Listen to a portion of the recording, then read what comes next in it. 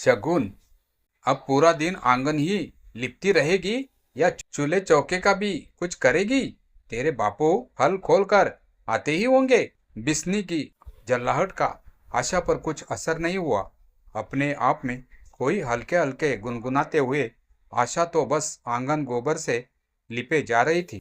उसकी चुनरी बार बार गोबर के लेप में आ गिरती। उसके मन में कई बार आया कि उतार कर रख दे, मगर बापू के डर से ऐसा न कर पाई। वे ऐसे देखते ही बुड़क देंगे कि क्यों नंगे सिर घूम रही है। कई बार इस गोबर सनी चुनरी को उसने अपने गले में लपेट लिया।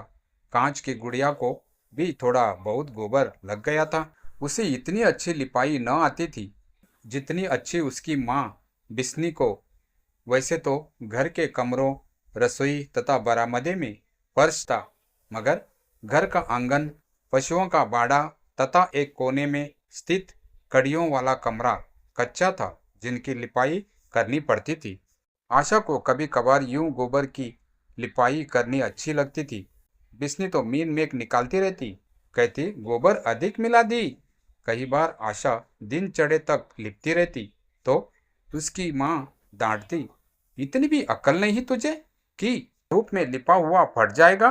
सुबह या शाम ठंडे वक्त में लिपाई किया कर। इतनी बातों से आशा चिढ़ जाती। गोबर लिपने में खूब मजा आता था उसे। मजे से ठंडी ठंडी गीली मिट्टी में मुलायम मुलायम गोबर मिलाकर नर्म नर्म जमीन पर फिराते रहो, जैसे मेहंदी के गोल में हाथों को मल रही हो। फिर जल्ला उठी थी। सुनती है, आज राखी का दिन है, फटाफट काम खत्म करके नहा ले, सूरज कितना चढ़ आया है। आशा खिजी हुई सी बोली, बस माँ, थोड़ा सा ही तो रहता है, तुम तो पीछे ही पड़ गई। हर साल राखी के दिन आशा कितनी खुश होती थी। वह महीनों से इस दिन के इंतजार में रहती थी। बाजार से दो खास राखियां लाती, एक अपने भाई अशोक के लिए तथा दूसरा कुलदीप के लिए। कुलदीप की कोई बहन तो नहीं थी, इसलिए बचपन से आशा ही उसे राखी बांधती आई थी। मगर जब से आशा ने बुद्धो ताई तथा बापू के बीच कुलदीप और उसके अपने रिश्ते की साठ गांठ की खुसर पुसर सुनी है, तब से आशा अजीब पेशो पेश में है कि इस साल वह कुलदीप को राखी बांधे या नहीं।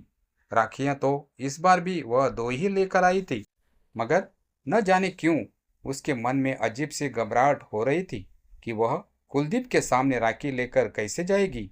उसके मन का चोर ही उसे बेचैन कर रहा था। लिपाई लगभग पूरी हो चुकी थी। बाल्टी को उठाकर कपरेल के कोने में रख दिया। ख्यालों में खोई वह सोचने लगी कि चलो, यह गोल फिर किसी दिन काम आ जाएगा।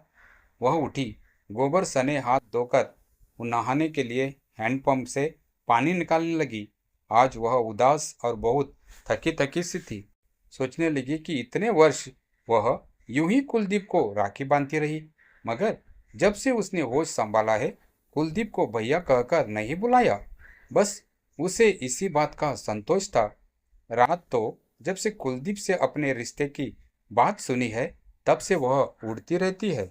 बुद्धो ताई ने उसके बापू से कहा था, ईश्वर का दिया हुआ सब कुछ है उसके पास, जमीन पक्का घर है, कुलदीप बैंक में लगा हुआ है, अच्छी खासी तनख्वाह है, फिर सबसे बड़ी बात है कि लड़का शरीफ है, न कोई ऐब है। मगर ताई, पार्वती से कहे कौन? इतनी बड़ी बात मैं खुद तो न कह सकूंगा। हाँ, तुम कहो या बिस्नी, पहले टोह कर देख लो। क्या बुद्धो ताई ने पार्वती चाची से पहले टोह कर देख लिया? क्या कहा होगा कुलदीप ने अपनी माँ से? आशा के गाल तमता उठे, हाथ पैर कांपने लगे, पूरे शरीर में झुरझुरी सी हुई। इस साल आशा बीए कर लेगी, तभी तो उसके देखने का अंदाज बदलता जा रहा था। बात तो आशा से वह पहले भी कम ही करता था, मगर अब तो न के बराबर करने लगा था। हाँ, जब आशा 10वीं की परीक्षा में फेल हो गई थी, तब उसे गणित तथा अंग्रेजी पढ़ाते समय अकेले में खूब गपशप किया करता था। अकेले में तो खैर, अब भी जब कभी मौका मिलता है तो कुलदीप आशा को चोटी से पकड़कर खींचता था, कभी काजू की चुटकी काट लेता था तो कभी जीभ निकालकर चिढ़ाता था। कुलदीप ने आशा का नाम बुद्धो ताई रखा हुआ था, क्योंकि आशा भी ताई की तरह ही पुरखों जैसी बातें करती रहती थी। आशा सोचने लगी, खुद भी कितना बुद्धू है, शर्मिला कहीं का। क्या लड़के भी इस तरह करते हैं? बिल्लू को देखो, कैसे राह चलती लड़कियों पर पपतियां कसता है। किसी की चोटी खींच लेता है तो किसी का सरेआम रास्ता रोक लेता है। उस दिन तो बिल्लू ने कमाल ही कर दिया था। आशा मंदिर से लौट रही थी। गली में काफी अंधेरा था। आशा बेकट के आ रही थी। पता नहीं कहाँ एक कोने में अपने घर के आसपास बिल्लू खड़ा था। एकदम उसके सामने आते हुए बोला, क्या बात है? अरे मैडम, ऐसी भी क्या बेरुखी? हमसे भी कभी बात कर लिया करो। हिम्मत देखो उसकी। रास्ता रोककर बाह पकड़ते हुए बोला, आशा, मैं तेरे लिए जान भी दे सकता हूँ। एक बार वह कहने को हुई थी, जान तो तू सारे गांव के लड़कियों पर छिड़कता फिरता है। एक जान है कहाँ कहाँ देगा। लंबरदार का भतीजा है ना, इसीलिए तेरी इन करतूतों के लिए पंचायत भी तुझे डांट फटका कर छोड़ देती है। मगर हम लड़कियों की इज्जत। मगर यह सब कहने की हिम्मत नहीं कर सकी आशा। बेहद डरी हुई, घबराई हुई बोली, कुछ शर्म है तुझे? कोई देख ले तो क्या कहें? बिल्लू की तो मानो हिम्मत बढ़ती जा रही थी। दूसरा हाथ भी पकड़ता हुआ बोला, अच्छा छोड़ दूंगा, मगर एक। और उस कमीने ने अपने बदबूदार ओठों से आशा के गाल पर चूम लिया।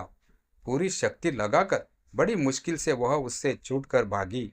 आशा ने सोचा कि माँ को बता दे, मगर बता नहीं पाई। कहीं माँ उसी को ही गलत न समझ ले। तब से देर सबेर आशा ने मंदिर जाना छोड़ दिया था। बाल्टी तो कब की पानी से भर चुकी थी और वह ख्यालों में खोई हुई हैंडपंप चलाए जा रही थी। उसने भरी हुई बाल्टी गुसल खाने के अंदर रख दी और किवाड़ बंद कर लिए। काफी देर वह पानी के पास बैठी रही। जब वह मैट्रिक में थी, कुलदीप कॉलेज में पढ़ता था, तब इतने हैंडपंप नहीं थे। आशा ने एक बार कुलदीप को कुएं पर नहाते देखा था। छाती पर बाल, घनी मूछें, मोटी मोटी आंखें, सुंदर गोरे हाथ, लंबी लंबी उंगलियां। यह सब सोचकर शरीर में अजीब सी जुरजुरी होने लगी। कितनी ही देर वह चुपचाप बैठी पानी को निहारती रही। कभी हाथों को डुबोती, कभी पांव पर पानी डालती। उसका बचपन लौट आया था। पानी से खेलने में उसे सुखद अनुभूति हो रही थी। आज वह हर एक काम पूरी तन्मयता से करना चाहती थी। आज उसे कोई जल्दी नहीं थी। वह चाहती थी कि आज कुलदीप के सम्मुख जाना न पड़े। काश आज का दिन पंख लगा उड़ जाए, या आज की सुबह शाम में तब्दील हो जाए। नहाकर निकली तो आशा कुछ हल्का हल्का महसूस कर रही थी। नया सूट पहना था, बैंगनी रंग की कमीज और सफेद तंग सलवार, जो विशेष तौर पर नए फैशन के अनुसार उसने शहर से बनवाई। इस सूट में आशा किसी शहर की लड़की से कम नहीं दिख रही थी। जब वह अपने भाई अशोक को राखी बांध रही थी, तो बिस्नी चौखट के अंदर पांव रखते हुए कहा, देखा कितनी देर लगा दी तूने? कुलदीप कब का तेरा इंतजार करके दफ्तर चला गया है। सुनते ही आशा का चेहरा खिल उठा। चहकते हुए उसने बर्फी टुकड़ा अशोक के मुंह में रख दिया। उसका बापू खेतों से लौट आया था। दिन बीते, महीने बीते। आशा ने बीए कर लिया। उसके भाई अशोक की शादी हो गई। इंद्र ने पार्वती से खुलकर बात नहीं की। उससे पहले ही कुलदीप की सगाई शहर में हो गई। अब शादी की रात खूब जमघट था। आशा का चेहरा खुशी से दमक रहा था। उसने दूर चमचम करती सिल्क का गुलाबी सूट पहना हुआ था और सुनहरी गोरे किनारे और रंग बिरंगे सितारों से जड़ी चुनरी। आशा खुश थी, मगर अंदर से उसे अजीब सा महसूस हो रहा था। वह किसी शहर में पैदा हुई होती। तभी उसकी सहेली किरण ने उसकी चकोटी काटते हुए कहा, दिल गम से जल रहा है। आशा ने लजाते हुए मुंह फेर लिया। कुलदीप उसे ही देख रहा था। बद्दो ताई बोल उठी, बहन का शगुन किसे देगा कुलदीपे? बिस्नी बोल पड़ी, आशा तो है, जो उसे हर साल राखी बांधती है। पार्वती के कहने पर आशा ने कुलदीप के हाथ मेहंदी की परात में डुबो दिए। पार्वती ने रुपये आशा की झोली में डाल दिया।